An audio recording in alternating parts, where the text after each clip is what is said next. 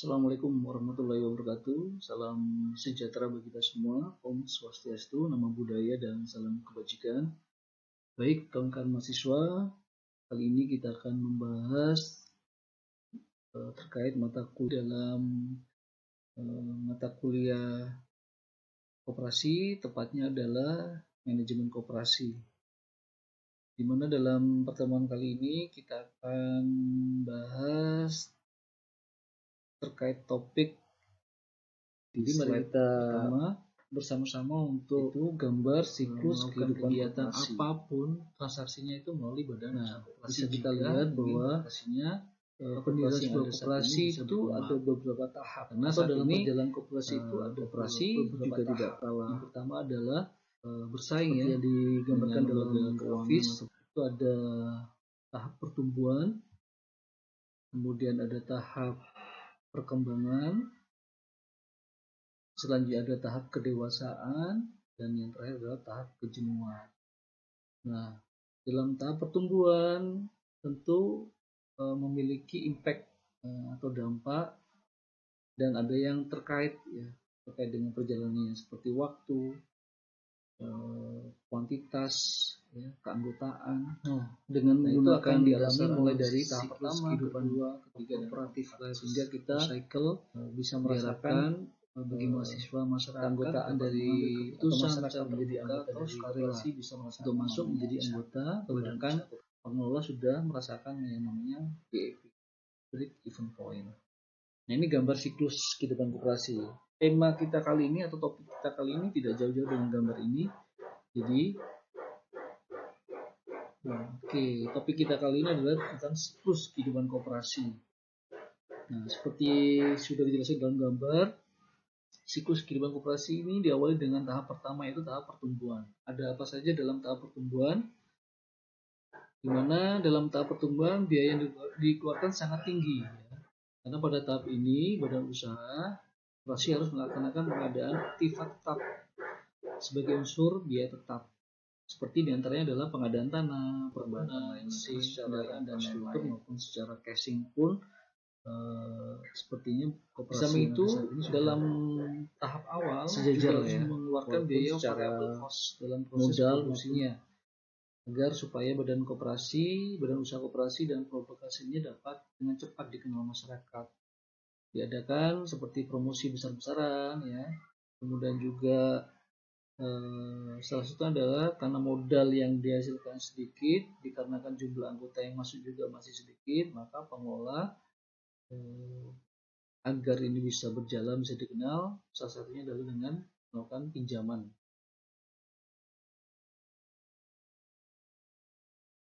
Nah, di sisi lain, ya, dalam tahap awal ini volume usaha atau volume penjualan masih rendah atau sedikit.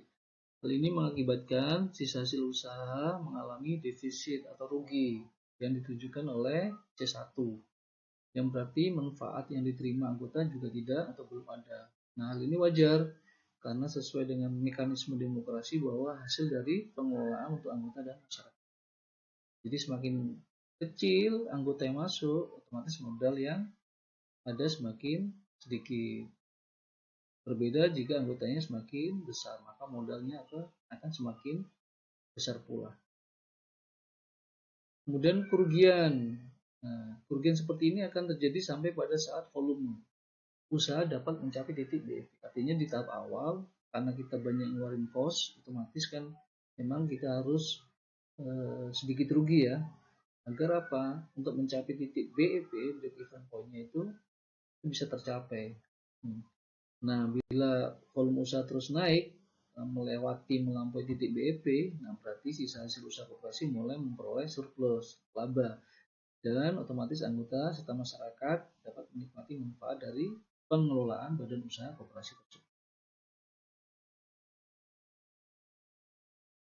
Kemudian tahap kedua itu tahap perkembangan.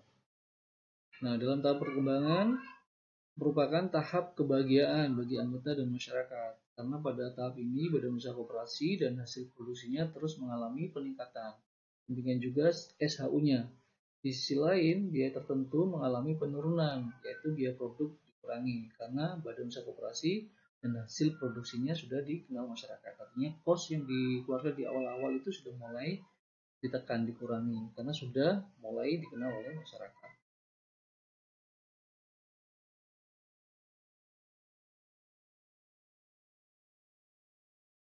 Oke, di sisi lain juga biaya modal juga berkurang ya, karena modal pinjaman sebagian telah dilunasi dengan modal dari anggota yang semakin bertambah besar.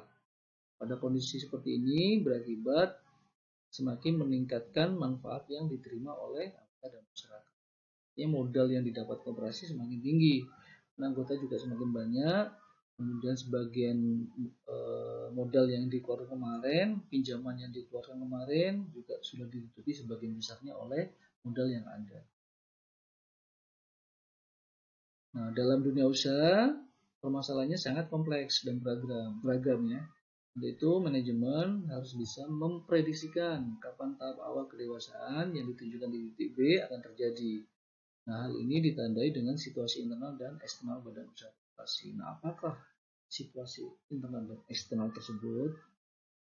Nah, yang pertama adalah faktor internal. Karena organisasi badan usaha koperasi di satu sisi sebagai komponen manusia yang rentan terjadinya konflik karena sifat dan pribadi manusia yang unik dan berbeda. Nah, padahal jika banyak masyarakat yang ingin masuk atau keluar menjadi anggota koperasi, tidak dapat semata-mata menolak karena harus melaksanakan prinsip dasar koperasi yang pertama, keanggotaan bersifat terbuka dan sukarela sesuai dengan ketentuan ADAR.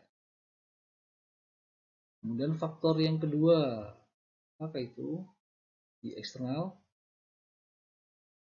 Nah, faktor eksternalnya adalah di mana kondisi dan situasi persaingan dengan badan usaha lain maupun dengan koperasi lain semakin ketat, yang mana lebih sulit dikontrol. Apa penyebabnya? Dan cara mengatasinya? Dan cara mengatasinya adalah apabila tingkat konflik semakin tinggi dan persaingan sangat ketat, sebaiknya dengan makin bertambahnya jumlah anggota, berarti juga bertambahnya modal badan usaha koperasi, berusaha untuk mendirikan badan usaha koperasi primer yang kedua dengan memperhatikan hierarki industri. Sehingga hasil dari koperasi primer pertama selain didistribusikan pada masyarakat juga digunakan oleh koperasi primer kedua sebagai bahan bakunya. Hal ini otomatis meningkatkan volume usaha koperasi primer yang pertama. Ini masalah strategi aja. Ketika kompetisi sudah ketat, maka manajemen juga harus berpikir bagaimana caranya agar koperasi yang pertama tetap eksis. Maka mungkin salah satunya melakukan ekspansi dengan mendirikan badan usaha koperasi yang kedua. Ya, agar bisa saling menutupi ya.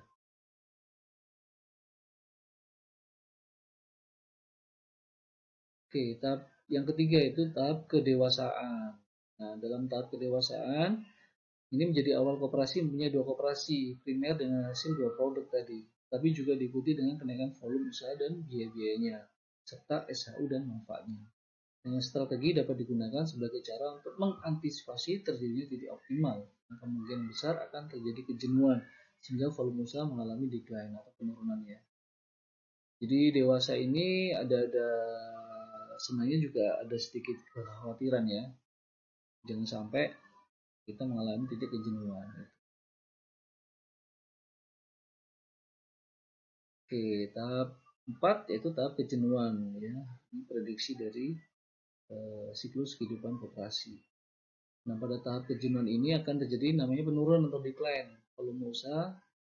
Jadi volume usaha mengalami penurunan. Nah, apabila koperasi primer pertama tidak mengantisipasi dengan baik, ini akan berdampak pada usaha koperasi tutup, gulung tikar. Karena volume usaha yang turun akan berakibat turunnya usaha dan turunnya SHU serta manfaat yang diterima oleh anggota dan masyarakat. Berikutnya juga anggota akan keluar nih karena dengan sudah jenuh otomatis pelayanan juga tidak maksimal terhadap anggota dan masyarakat yang ikut bergabung dalam koperasi tersebut. Nah, ini harus diantisipasi nih. Nah, dengan menggunakan dasar analisis siklus kehidupan ini atau corporative life cycle diharapkan bagi mahasiswa dan masyarakat itu dapat mengambil keputusan secara terbuka atau sukarela untuk masuk menjadi anggota badan usaha koperasi atau dan bertransaksi dengan badan usaha koperasi. Artinya mahasiswa masyarakat kalau bisa bergabung dengan koperasi yang ada dan melakukan transaksi apapun gitu. Nah, dengan menggunakan dasar analisis siklus kehidupan corporative life cycle, diharapkan bagi mahasiswa masyarakat dapat mengambil keputusan secara terbuka atau sukarela untuk masuk menjadi anggota badan usaha koperasi atau dan bertransaksi dengan badan usaha koperasi. Nah, sedangkan bagi korporator dan pengelola badan usaha koperasi, analisis ini dapat digunakan sebagai dasar untuk mengelola dan mengembangkan organisasi badan usaha koperasi yang lebih baik, struktur, dan terencana, serta terprogram yang lebih tepat. Jadi mari kita bersama-sama untuk melakukan kegiatan apapun transaksinya itu melalui badan usaha koperasi jika ingin koperasinya atau koperasi yang ada saat ini bisa berkembang. Karena saat ini koperasi juga tidak kalah bersaing ya dengan lembaga keuangan atau perbankan lainnya, karena secara infrastruktur dan secara casing pun sepertinya koperasi yang ada saat ini sudah sejajar lah ya, walaupun secara modal maupun secara finansial tidak sebesar lembaga perbankan, namun secara pelayanan dan servis ya terhadap anggota masyarakat itu sudah lebih baik, atau bahkan sudah hampir sama lah dengan pelayanan-pelayanan yang dilakukan oleh lembaga keuangan maupun lembaga perbankan. Baik, saya kira itu. Saya ucapkan terima kasih atas perhatiannya. Mudah-mudahan materi kuliah di kesempatan kali ini bisa bermanfaat dan bisa diterima dengan baik oleh para siswa. Dan kurang lebihnya saya mohon maaf. Saya akhiri. Wassalamualaikum warahmatullahi wabarakatuh.